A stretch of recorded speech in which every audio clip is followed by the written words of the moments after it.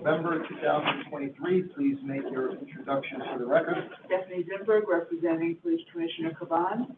John Dorset, designee for control, Brad Lander, and I just want to note that Allison Hirsch is momentarily walking into the room and is also a designee for the controller.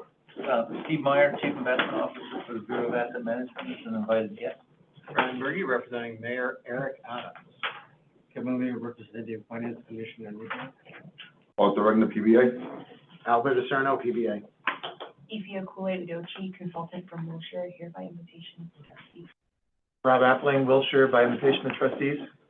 David Morris, PBA, by invitation. Nicole Jambrisi, Police Pension Fund, present by invitation of the fund. Anthony Borelli, SBA. Jeffrey Ward, DEA. Lou Circle, LBA. Johnny Ramirez, DEA. Bob Senske, State Pension Fund, present by invitation. Kevin Holleran, Pension Fund, present by invitation. Reverend Eric Axia, present by invitation. Ashley Lee, Axia, present by invitation. Michelle Davidson, Axia, present by invitation. Okay, and do you have anybody else on the line, John? Yeah, I just want to note that there are several members of the Bureau of Asset Management investment team that are here for the public, and if they speak on the record, they will identify themselves. They're not participating. So, if it pleases the board, I can start the agenda on behalf of the Control's Office? Yes. Okay, so we just have two very short items in the public session before we go into executive session, and I'll turn it over to Steve Meyer, the Chief Investment Officer, for the first item, which is really just kind of opening remarks, and that will lead into a discussion of the strategic asset allocation with Steve and with Walter. Great, thanks, John. Well, I'll be very, very brief. I think we made great progress working with Wilshire on the behalf of the police fund on the strategic asset allocation discussions. We've actually talked about construction and implementation once it's done. So with that, maybe just turn over to Rob to kind of take us through where we are, and hopefully, you know, when it's approved, we'll incorporate any changes to the private markets and the pacing plans for 2024 and beyond, and come back to you with an implementation plan for public markets. Yeah, happy to do so. Thanks very much, Steve.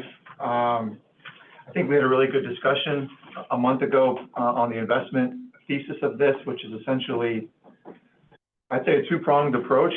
You know, one is, well, really three-pronged approach, because one is your basket clause has been expanded, which has been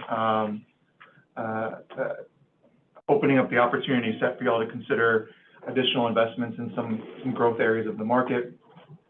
However, though, number two is that we think now is a very good time to be actually reducing risk, that you don't need to be using all of your basket clause. Maybe the time will come in the future. We typically update this every couple of years or so, but for now, with interest rates where they are, it makes a lot more sense to reduce the risk of the portfolio than to overreach for return. And the third part of that would be reducing risk from public equity to fixed income, but the third part would be increasing exposure into some select alternatives, areas like your OFI or opportunistic fixed income portfolio, slight increases in private equity. And that's because, you know, with those alternative asset classes, it just takes time. You can't just flick a light switch and have 2% more in private equity, as you all know. You have to call capital over time, but we think this is a prudent increase, and it's very consistent to the changes that we've made historically. So I'm not going to belabor some of the points on risk reduction, but all these slides are in the Convene app. And so if we want to just go, I don't know if someone can share the screen or what have you, but in that first section of Convene under the Wilshire Asset Allocation Study, slide 4 is essentially what we're proposing, or what we proposed a month ago. So I think it'd be helpful if the Bureau of Asset Management can share the slide. I think that would be helpful, so we all know what we're voting on.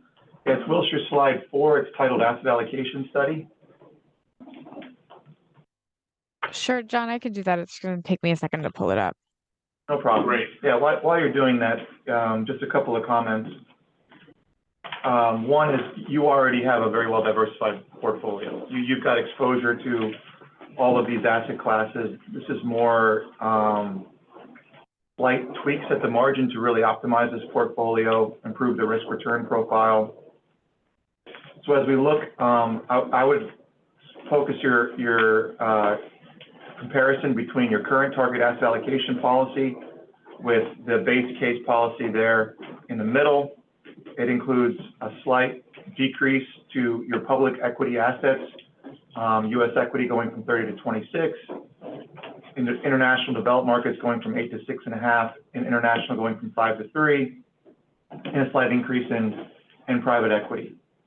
I'm not going to go row by row by row, but that's the main point there is reducing public equity. One comment that came up, and John, I don't know if you want to address this now, is that were there any investment policy concerns about that reduction in public equity?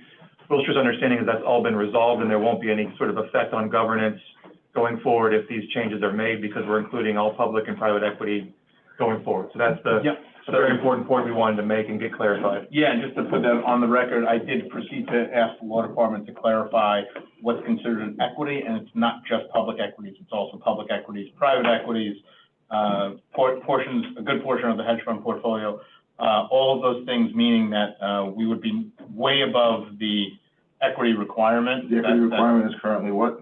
I believe if it drops below 45%. 45%? But if you add everything up here on this list, the equity piece would be well into above 50%, if not higher, of the overall portfolio. So I wanted to confirm that everybody's using the same numbers for their calculation. That's been confirmed. Sure. So that is no longer, and it's not an issue. It wasn't an issue before. We just wanted to clarify that with changing of personnel and people through the years, that there's a consistent understanding of what that is. So all equities is. So all equities US is equities. Yeah. equity? So it would be, International? US, it would be international, it would be the private equity piece, portions of the hedge fund portfolio, which is listed down here. All of those things Fall into the equity category. fall clearly in the equity category. Thank you. So you're well over that threshold. I'll ask the folks running the Zoom to go to the next slide there, just because it's a very clean comparison of your current target policy versus the base case. And the third column on Wilshire slide 5 is just showing the changes. So you can see the decrease of public equity. The largest increase is in the middle of the page there to core fixed income. These are investment grade bonds that are paying you attractive yields right now, given the rise in interest rates. And then just some tweaks and changes to some of the alternative assets at the margin. So that's really the three-pronged approach there. What does this do at the end of the day? That's at the very bottom of slide 5, where you can see the expected return increases from 6.62 to 6.74. So we're not sacrificing any return potential by doing this in terms of your discount rate. And your standard deviation of returns, or your risk level, the very last row, decreases by 50 basis points. That's that spirit of risk reduction overall at the portfolio level. So while we are increasing exposures to some select alternatives, the volatility of this portfolio is expected to go down going forward, and we think we're doing a prudent job of capturing the current market environment and fixed income. So a little bit of a refresher from what we covered a month ago. Steve, I'm sure there might be something I left out if you wanted to cover any points there, but that's where we are, and we feel very good about some of these changes from the current target to the base case. Rob, you did a great job. Just the two small things that we're combining core and non-core real estate into one allocation to provide a little more flexibility, to be more opportunistic there. And a small increase in just 0.5% for cash. And that's really just to meet benefit payments and capital calls for private assets. Yeah. Nothing different. It's part of our rebalancing process. We always maintain some level of cash in the portfolio regardless. Questions? Okay, that's my prepared remarks. So,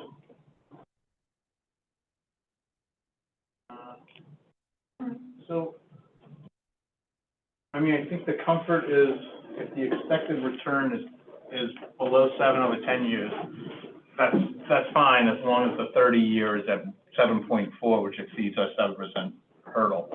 So I think I take some comfort in that. I mean, I'm always hesitant as a pension trustee when we adopt a policy that on paper gets us to slightly below our actuarial interest rate, but recognizing that, you know, the stars could align and that could be that could either be, you know, that's kind of the anchor of where we're at.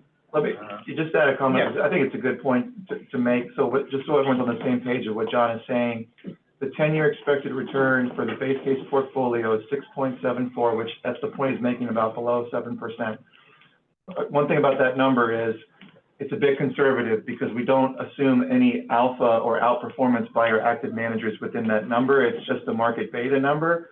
And if you look at the areas that we're increasing, like private equity, OFI, that's entirely active management. So we would expect better performance than our asset class assumptions there. So we think alpha would drive that number above 7. And then, you know, this police pension fund is a long-term plan. You're not going to be around for 10 years. You're going to be around for a very, very long time, decades, if not hundreds of years. And so I would put more stock in the 30-year assumption, 7.4%, which is well above your 7% threshold there. And I guess just, I'm sorry, just one other comment around private assets. So private equity currently has an allocation of 8%, a target of 8%. The actual allocation is a little over 11%. So this recognizes the 2% increase, recognizes a large part of that. Again, remember that you're subject to a 5-year pacing plan. So we actually make assumptions in terms of expected, and actually, I think Axel could probably speak to this as well. Assumptions around volatility of the underlying assets, plan returns, distributions. Private equity is a fairly mature asset class and portfolio within your portfolio, so it's expected to have distributions kick off. So it recognizes the fact that we're slightly overweight now, but we'll put you in a good position to be putting more money to work as things have cheapened up and perhaps cheapened up a little further. is the long treasuries from 2.5 to 0 really more of a commentary on the uncertainties surrounding rates today versus, you know, the long-term view on whether or not you think they'll be sustained? Yeah, exactly. You'd have to figure for every year you go further out in the curve, you should get rewarded for that because you're taking on more duration risk by doing that. And right now, with the yield curve being flat to inverted, the risk reward is not there. So while we like the theme of risk reduction, we like doing it on the core end of the curve versus further out. Obviously, that can change and come back to you with those recommendations at the appropriate time. But it's really a small tweak if you think about it from 2.5%, but I think it's an important point to mention. And I assume TIPS 3 to 0 is the realization that TIPS on paper, before interest rates went the way that they went, the idea of TIPS in the industry was a great idea, but the actual functional way that TIPS operate as far as getting whipsawed by interest rate changes is kind of reflective in the move to 0. Yep. Does that make sense? Yeah, so these are, TIPS stands for Treasury Inflation Protection Securities. So Treasuries essentially with an inflation kicker, which is fine. I don't think selling out of TIPS is Wilshire pounding the table saying you shouldn't own any TIPS. It's more of a function of, are there better opportunity sets for this portfolio, given a number of things. One, the basket clause. Right now, we can actually talk about putting more money to work in areas like real estate and infrastructure, where we see some really attractive active management. So it's always a little bit of art and science. It's not just, you know, TIPS good or bad. It's, you know, where are we at today and where do we think the best opportunity set is going forward? I think also TIPS have been a little disappointed the last year and a half because they, you know, with inflation spiking to a level we hadn't seen in decades, you'd expect TIPS to outperform, but because they have a significant interest rate sensitivity or duration exposure, they've underperformed. They tend to price more off of inflation expectations out of 10 years versus what we're seeing in the last couple of years. So I agree, Rob. I think you're absolutely right that an increased allocation to infrastructure is going to deliver better inflation protections than inflation. Well, just one comment, just to make sure to emphasize it, is, you know, there's a line about 4 rows from the bottom that says basket clause assets. And that's what I said earlier, that you now have flexibility to go from 25 to 35, but we're not using all the basket clause. So you still have some dry powder as it relates specifically to the basket clause. We are increasing it by 3%, but I think that's also a very prudent way of using your additional flexibility that you have now. So That's right. So I believe we're on the cusp of approving this. I guess my only question is, what are you, having gone through this process, what is your expectation as our consultant on when we should reevaluate this again? So that we all kind of have in our minds, is this a long-term plan, or is it long-term with tweaks, like, especially for folks, especially for trustees that haven't lived through an asset allocation and have seen this for the first time? What is the expectation that we would keep this allocation? And then my question to BAM is, what is the expectation to actually get us to that point of getting those allocations in place? Because it's not like we're gonna start selling stuff tomorrow to get there. So I think people should have a reasonable expectation of how long this is in place and what the theory behind showing us the 10 years and 30 years are, and then the subsequent question about implementation. So I think that's fair for everybody to kind of just understand. If you want, we'll just take the first comment there. You know, we've typically refreshed this every 3 years. I think there was more desire to make these types of changes because we've had the most historic 2 years in fixed income markets over the past 40. So I would say every 3 years, with the caveat that if the markets change and move, then we'll come back to you in a proactive way and try to continue to take advantage of that. You know, the old answer used to be every 5 years you would do this, and I just think there's more going on with the markets, and, you know, information is so readily available that that's been reduced to every 3 years. But even then, you know, a year from now, we could just continue to look at these types of things and make sure that the police pension fund is prudently positioned. And Steve, if you've done stretching, if you Yeah, just a further comment on that. Questions, comments? Sorry, just a comment on. No, I was just asking my, comrades over here if they had any questions or comments so far. No? No? Rob's absolutely right. You know, typically you want to do this over a market or an economic cycle every 3 to 5 years. But this is an imprecise, process. It's more art than science, although we try to put some science into it. So it's a 10-year, the capital market assumptions look out 10 years. And yet you do this every 3 to 5 years, and the look back is based on what happened historically. And over the last 25 years, you've had, you know, the dot-com bust, you've had the global financial crisis, you've had a crisis in European banks, you've had a pandemic, and now you have a ground war in Europe. So there's a lot of things that, Rob, to your point, I think would give rise to keep an eye on it. You don't want to be trading a portfolio this size. You want to be more strategic, but you also have to stay on top of it. So probably every 3 to 5 years, and if not sooner. Your comment around base rates is dead on, Rob. In fact, what we're hearing from a number of folks in the marketplace is that, you know, what gave rise to the need for us to do a strategic asset allocation was a change in legislation to increase that basket clause. But even if that wasn't the case, you probably still want to take a look at it because, as Rob said, the last 2 years have been very, very significant in bonds. You've had a significant backup in yields, which, you know, is an opportunity, and echo what Rob said, to de-risk a portfolio, be more thoughtful around your fixed income allocation. So I think that makes So if sense. I'm looking at this correctly, the advisors, Wilshire and controller, we make these changes, we're increasing our returns a little while reducing risk at the same time. That's right. That's correct. That's what you guys both are proposing. Yep. With this, okay. And John, you asked me about implementation. So the implementation in the public markets, meaning stocks and fixed income securities, is a lot faster and easier than, say, in private assets. The changed allocation you see typically here in private assets, you want to, you know, have what's called vintage year diversification. You want to slowly allocate money into those strategies. So the expectation is to really get to where your targets are will occur over the next 4 or 5 years through the pacing plan that Anash and Pecha and John and Tina will come back to you and actually go through those pacing plans in December to let you know what we're thinking about for 2024 and beyond, and how we intend to get to these targets. But a lot of assumptions here.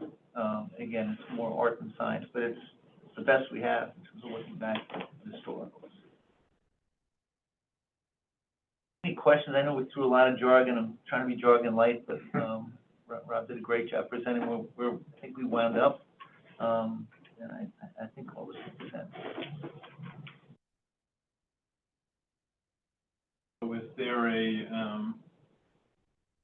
I've had the benefit of seeing this several times, obviously, and going through this process several times. So I'll leave it to the other folks how they'd like to proceed. I don't know if We're the fine mayor with- has anything like that. Do you need a motion, John, to? Yeah, I think we need a So motion. I'll make a motion to accept. Yeah, is there a second? Second would be. All those in favor? Aye, I guess. Aye. All right, chorus of aye. Okay, so we've adopted our asset allocation, so, thank you, to Wilshire, thank you for BAM, thank you for Accia, for all the consultants for adding, input into this. And, go forth, BAM, and get us invested. Get us invested. All right, so that really concludes the public session. I'm gonna make a motion to exit public session and enter into executive session. Second. Thank you. So we are now in executive session. Cameron, now you can. Now I'm not ready. During the executive session, the trustees heard from their consultants, BAM, and several managers regarding strategic asset allocation, public equity, and real estate. Decisions were made. Those decisions will be made public at the appropriate time. The board also voted on a legal matter. Okay, with that, I'd like to make a motion to adjourn. Second. Okay, thank you, we stand adjourned. Got it all.